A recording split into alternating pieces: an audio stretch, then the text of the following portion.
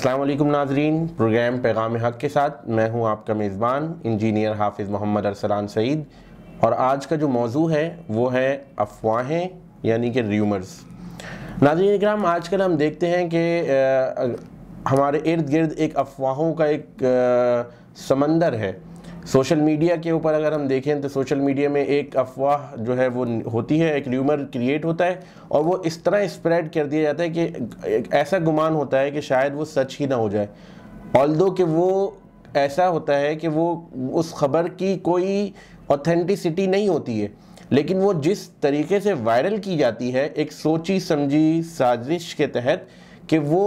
ऐसा लगता है कि वो खबर जो है वो बिल्कुल सच्ची है। और हालांकि जो उसका जो जिसको हम कह सकते हैं कि जहाँ से वो खबर ओरिएंटेड हुई है वहाँ से उस चीज़ का ताल्लुक देखा जाएगा तो वो झूठी है। लेकिन अफवाहों के ऊपर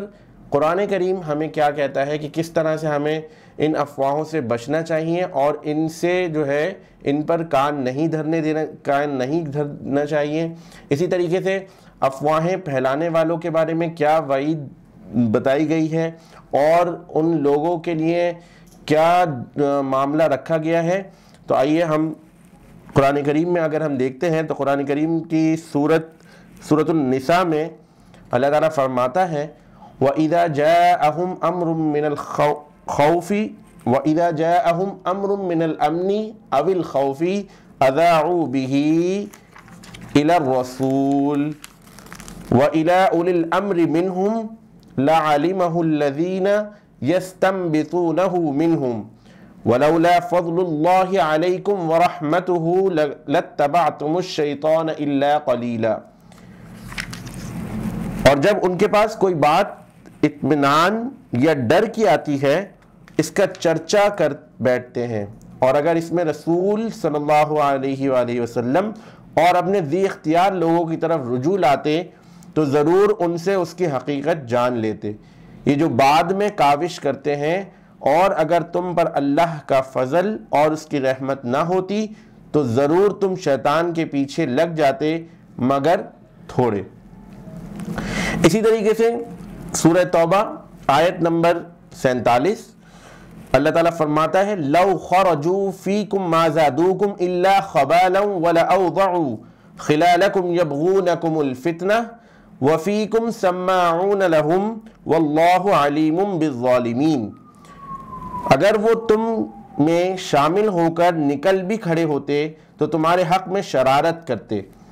और तुम में फसाद डलवाने की गर्ज से दौड़े दौड़े फिरते, और तुम में उनके जासूस भी हैं और खुदा जालिमों को खूब जानता है। तो नाज़रीन इकराम, इन आयात की रोशनी में हमें ये पता चलता है कि अफवाहों पर हमें कान नहीं धरने चाहिए, और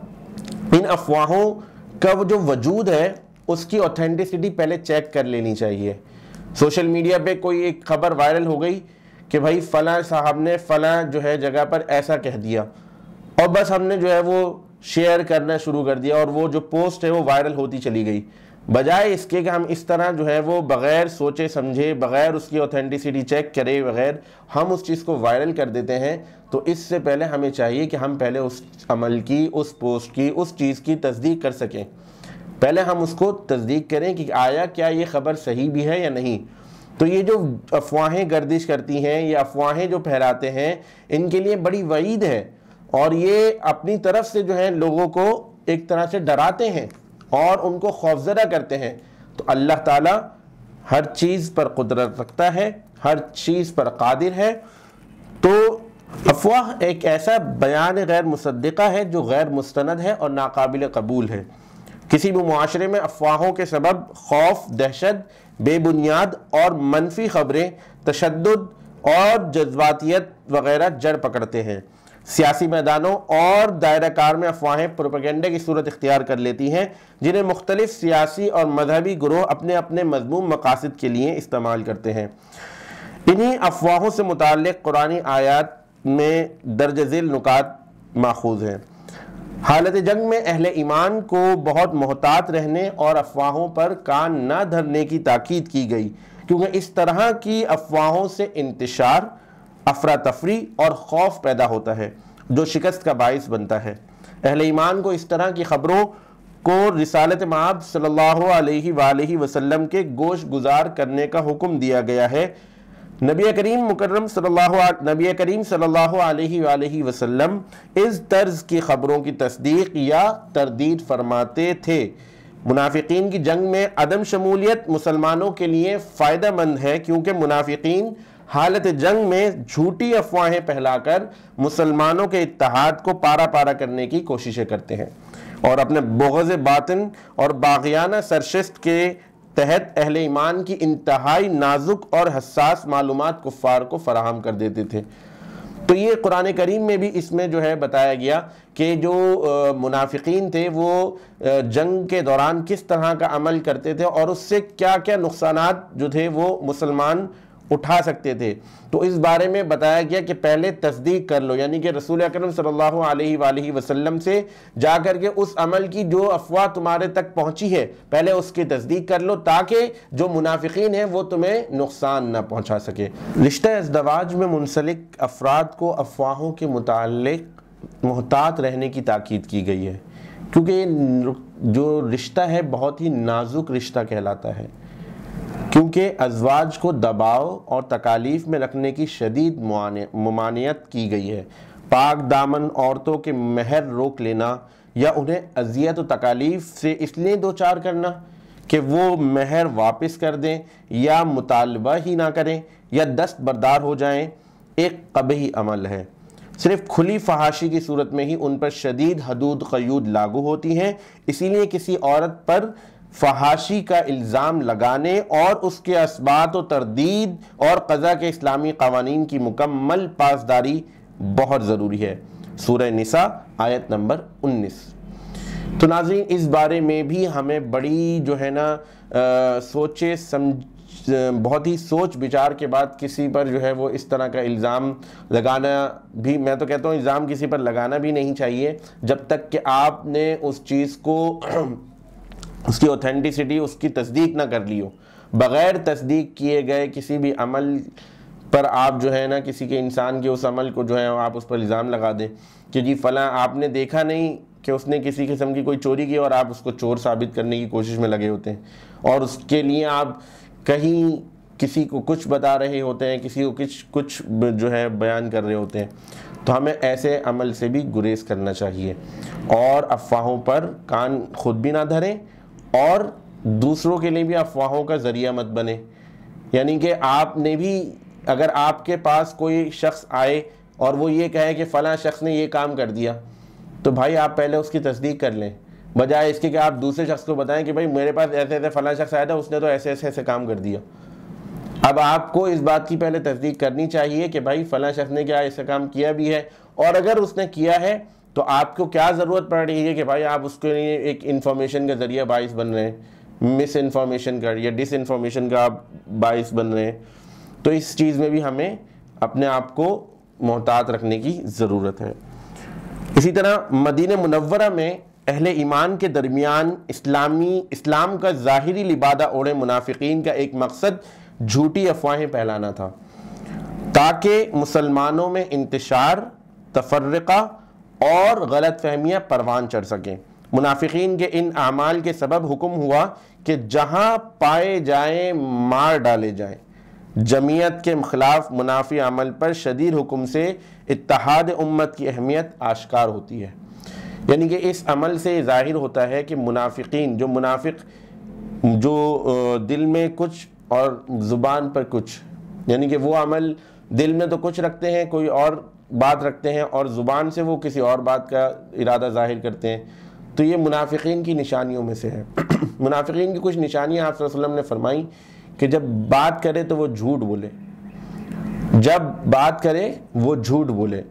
جب اس کے پاس امانت رکھی جائے تو وہ اس میں خیانت کرے۔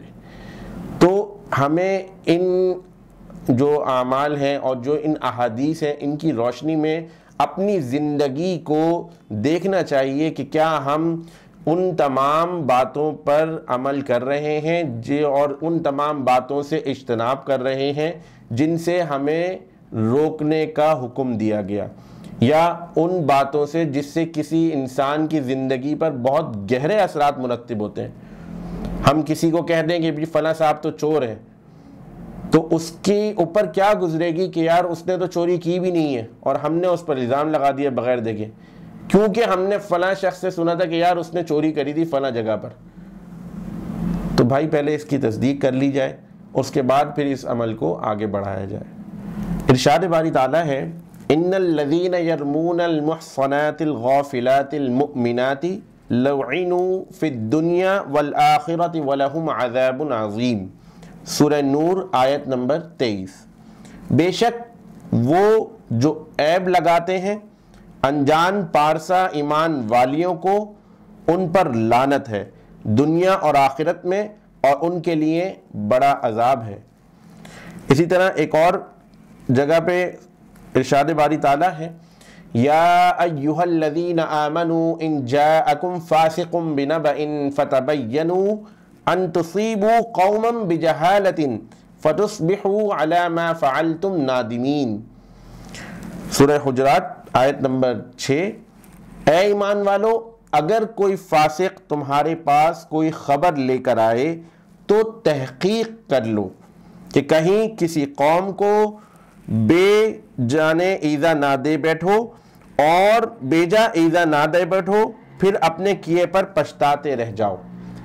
تو ان آیات کی روشنی میں بھی ہمیں یہ سبق ملتا ہے کہ اگر کوئی آپ کے پاس جو ہے وہ کوئی خبر لے کر آئے تو پہلے اس کی تصدیق کر لو۔ آج کل ہم دیکھتے ہیں کہ ہمارے معاشرے میں یہ برائیاں جڑ پکڑتی چلی جا رہی ہیں، اور ایک دوسرے کی برائیاں کرنا تو ہم سمجھتے ہیں کہ ہمارا پسندیدہ مشغلہ بنتا چلا جا رہا ہے۔ اگر ہم کسی ایک کے ساتھ بیٹھے ہوئے اور دوسرا موجود نہیں ہے تو ہم اس تیسرے شخص سے جو ہے اس دوسرے شخص کی برائیاں شروع کر دیتے ہیں۔ اگر اس شخص میں کوئی برائی ہو تو بھی وہ غیبت ہے، اور اگر وہ برائی ہو ہی نہیں تو وہ بہتان ہے۔ تو ایک صورت میں تو آپ ایک مردار کا گوشت کھانے کے مترادف ہے اگر آپ غیبت کر رہے ہیں اپنے مسلمان بھائی کی، اور اگر بہتان لگا رہے ہیں تو اس پر شریعت اور سخت سزا متعین کرتی ہے کہ آپ کسی پر بہتان لگانے سے پہلے یہ سوچ لیں کہ اس کے لیے آپ کو گواہان لانا بہت ضروری ہے، یعنی اس کی گواہی دینے کے لیے لوگوں کا ہونا ضروری ہے۔ تو خدارا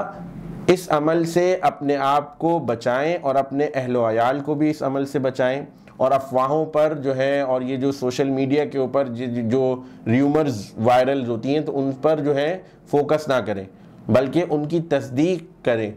ان کی اوتھینٹسٹی پلیز چیک کریں کہ کیا یہ خبر تصدیق ہے، یا فلاں صاحب جو ہیں جو میرے پاس یہ خبر لے کر آئے ہیں، کیا یہ صاحب کا ان فلاں صاحب سے جن کی یہ خبر لے کر آئے ہیں کوئی ایسا کوئی معاملہ تو نہیں ہوا، کوئی ان سے رنجیدہ تو نہیں ہے، یا ان کے ساتھ یا ان کے کوئی آپس میں لین دین میں کوئی مسئلہ تو نہیں ہو گیا تو جس کی بنا پر وہ مجھے آ کے یہاں پہ اس چیز پر قائل کرنے کی کوشش کر رہے ہیں۔ تو ہمیں یہ دیکھنا ہوگا، ہمیں یہ سمجھنا ہوگا۔ تو ناظرین، آج کا یہ جو پروگرام تھا یہ بڑا ہی سوشل ایشو پر مبنی یہ پروگرام تھا، اور یہ ہم دیکھ رہے ہیں کہ سوشل میڈیا کے اوپر، فیس بک کے اوپر، ٹویٹرز کے اوپر، اور اسی طریقے سے اور ڈیفرنٹ جو ہمارے چینلز ہیں، چاہے وہ ٹویٹر ہو یا ڈیفرنٹ جو یوٹیوبز وغیرہ کے اوپر، تو یہ ہم دیکھتے ہیں کہ وہاں پہ ایک سلسلہ چلا ہوا ہے افواہوں کا، اور کوئی بھی چیز اگر وائرل کرنی ہو تو بس اس کو مرچ مسالہ لگا کر اور وہ وائرل کر دی جاتی ہے۔ اور ہم کیسے بے وقوف ہیں کہ جب قرآن ہماری رہنمائی کے لیے موجود ہے اور ہمیں بار بار ان باتوں کی نشاندہی کر رہا ہے کہ جو منافقین ہیں وہ تمہارے دلوں میں اس طرح کی چیزیں ڈالیں گے، وہ تمہارے لیے ایک فتنے کا باعث بنیں گے، تو آپس میں اتحاد کی فضا کو قائم رکھنا ہے، اور اتحاد کی فضا جب ہی قائم رہے گی جب آپ آپس میں اس طرح کی جو افواہیں ہیں ان پر کان نہ دھریں اور کوشش کریں کہ ان کی تصدیق کر لیں اور اس کے بعد کسی بھی چیز کو جو ہے آگے بڑھائیں۔ تو ناظرین، آج کے اس پروگرام میں ہم نے جو ہے وہ جو ہماری جو ریومرز تھی اور افواہیں اس کے اوپر ہم نے بات کری۔ پروگرام کرنے میں اگر مجھ سے کوئی غلطی ہو گئی ہو یا کوئی کوتاہی ہو گئی ہو تو میں اپنے رب کے حضور معافی کا خواستگار اور توبہ کا طلبگار ہوں۔ اپنے میزبان انجینئر حافظ محمد ارسلان سعید کو اجازت دیجیے۔ انشاءاللہ اگلے پروگرام میں نئے موضوعات کے ساتھ آپ کے سامنے حاضر ہوں گے۔ السلام علیکم ورحمۃ اللہ۔